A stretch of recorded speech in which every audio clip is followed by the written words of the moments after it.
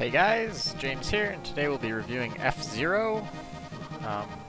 This is a game for the Super Nintendo, game that I played a lot as a kid, and is probably the best racer, not kart game, obviously that's Mario Kart, on the Super Nintendo. So, just run through a couple of the cars here. Taking a look at the Blue Falcon, obviously it's Captain Falcon's. The Golden Fox, it's great but pretty squishy, and the Wild Goose, which is a good starting one, as it has decent acceleration and it's beefy as shit. I think we'll pick the Fire Stingray though, just because it has the best top speed, and it's also pretty beefy itself. If you want to set track times, it's going to be the one you want to choose on anything that has long straights. You can choose from 3 leagues, Knight, Queen, King. I'm just going to get started on a standard Knight League here, both because I'm bad and because it's hard to talk and play. So, basically this game is bullshit because you always start off slower when you're driving the Stingray, but, I mean, quite honestly, best soundtrack probably of any game on the SNES. I know people say Chrono Trigger is better. The only thing I would criticize, well, maybe 2 things. One of the only things I'd criticize it on is it doesn't have multiplayer, but you can scoop it for 15 bucks and it's fun as shit. I'm just gonna pass this blue asshole here. I can straighten out my car. It did take me about 3 tries to record this, so hopefully I don't blow up on this one. Let's go over the controls real quick, I guess. So, when you go over a jump like this, holding down will send you higher into the air, as well as if you continue holding it when you land, you don't bounce, which lets you go faster. If I'd done that hairpin right, you push R, and that will let you shift your weight to your right. You can do left to do reverse. Obviously, if you want to actually brake, push X. But this is not a game where you can just leave the accelerator down the whole time, although this is a level where you can kind of do it, other than the hairpin. In terms of HUD and stuff like that, go over it really quick. Scores in the top left. Every 10,000 points you get a new a spare car. Power in the top right. So that's like your health. You do have to actually manage it. Right at the beginning of every track, there's sort of like a little pit area. But if you're taking a lot of damage each lap, you're gonna need to spend a bit more time in there, which means slow it down. Obviously, don't want to do that. Crash into one of those blinking things I just passed, it'll blow up, take a whole bunch. You don't want that. Run out of power, you do not finish, you crash out. But also, if you get low on power, you don't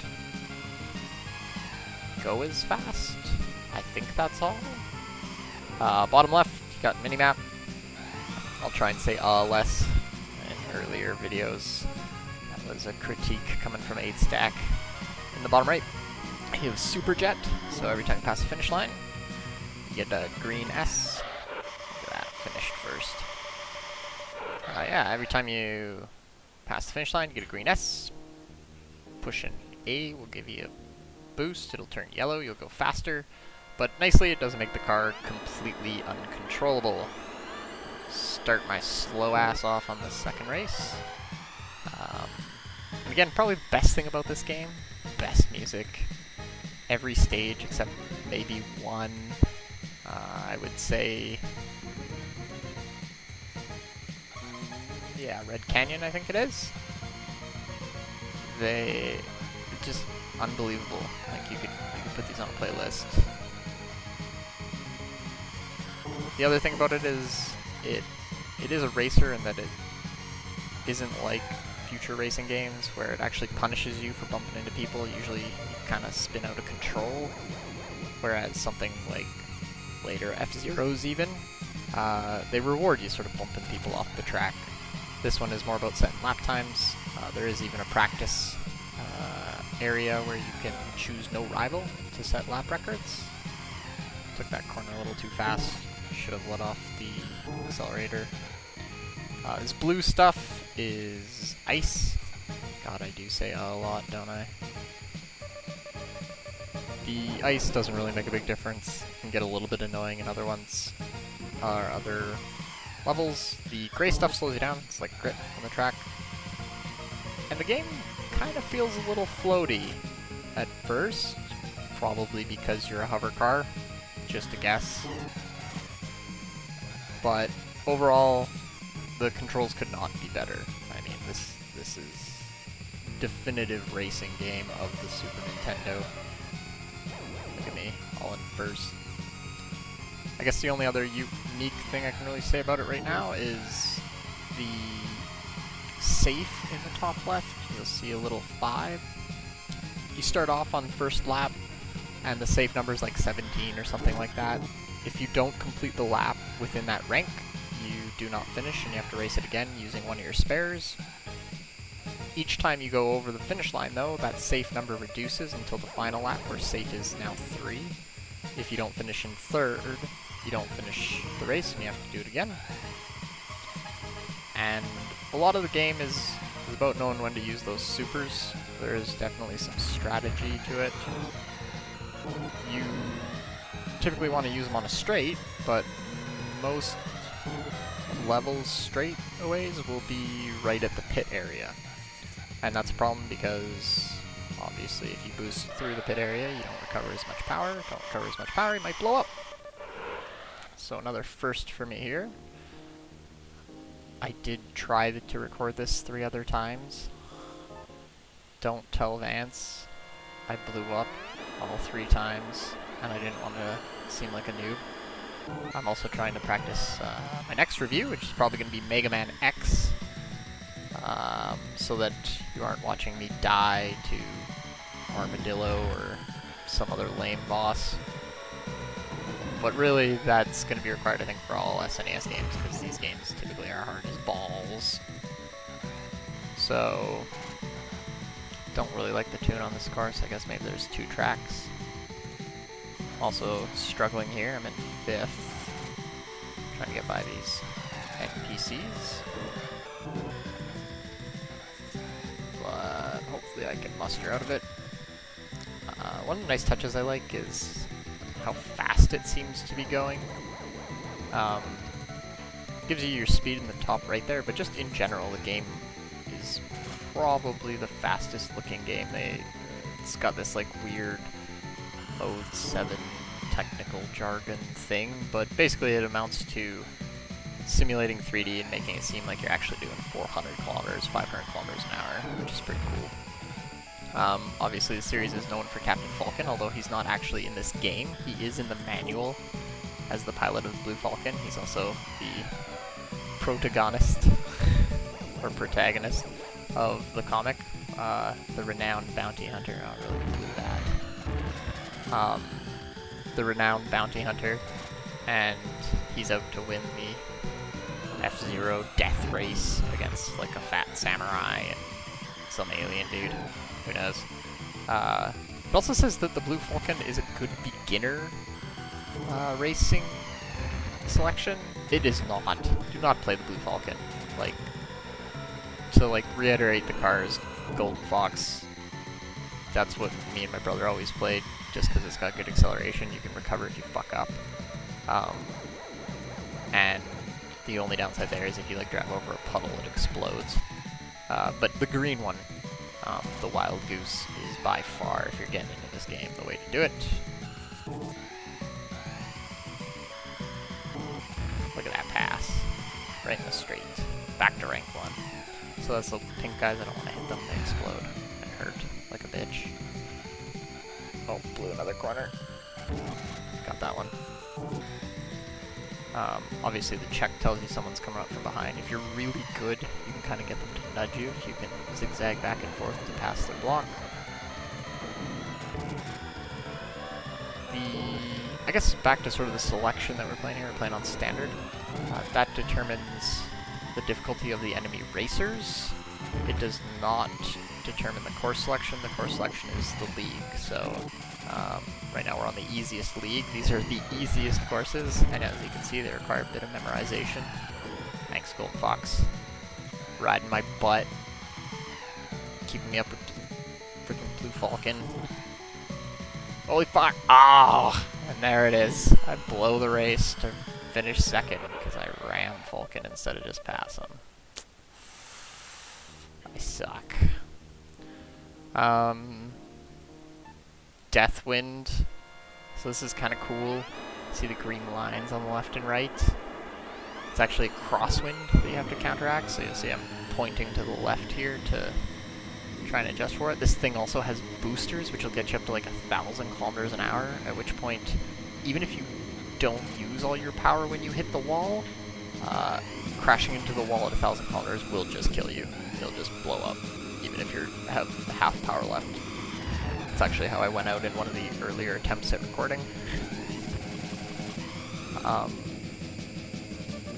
Probably want to use your boosts here through the dirt so that you don't have to adjust your course. And you really do have to hit these things. Actually saw somebody else do a review of this. Hit these stupid motherfucking things straight on, or else you don't get the boost. Which is tough with the crosswind, which reverses. So right now it's left to right. On the other side it's right to left, which is pretty neat. Let me just fly around this. I would hate to try and play one of the more advanced leagues where you take that other exit. Also, this course kind of sucks because you're doing like 900 kilometers through the pit, which is not right at the start line, even though it typically would be. Luckily I got this big beefy pink monster, so... Oh, just thrown at him. So, again, I'd say the only downside is maybe this doesn't have multiplayer. Growing up, this is like one where you had to sit and take turns, and or if you had an older brother, just fucking wait until he was bored, and then go get better at it than he was. But, yeah, I mean, cannot go wrong with this game. It is still fun today. Get a little friendly competition going on with one of your buddies, since you can both buy copies feasibly. It's not like Mega Man X2 where you have $130 a copy or something. And it went on to spawn a huge series. Another first as well. Which brings me to the last track. We're going to show you the end of the Night League. And this may end up being our first video. We did do a Strike Gunner record prior to this, but toying around with the mics seems that the apartment we live in kind of sucks. So this is recorded on a headset. Don't go left there. There's a bunch of mines. Cool feature, but they'll blow you up. So yeah, I don't think that one's going to go up, even though Vance and I have technically recorded before. Love this jam. Oh, fucking blew that corner. But yeah, I mean, that'd be pretty cool. F-Zero is more than worth a first recording. I gotta find some way to not annoy 8Stack, who has to listen to me record this. I mean, obviously she appreciates the F-Zero jams, but not my voice talking to myself. One day we'll have like a sound studio or something fancy when we're fabulously rich from making videos of old Super Nintendo games. Yeah, right. Fuck! Fuck you, Wild Goose. I'm not gonna do well on this one. That's okay. You guys wouldn't believe it if I got first on all of them. I think I just stole the video from the internet. Oh, suck that. Actually, that kind of worked out for you. Ha! Purple nudges you out.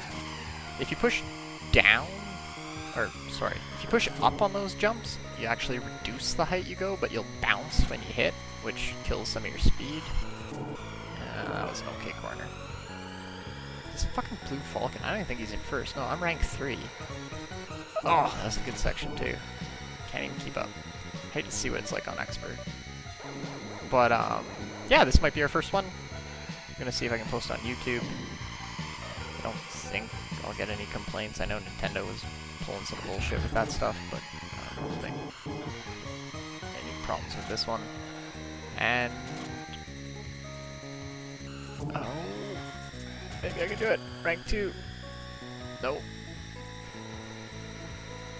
Oh, that was a good last corner though.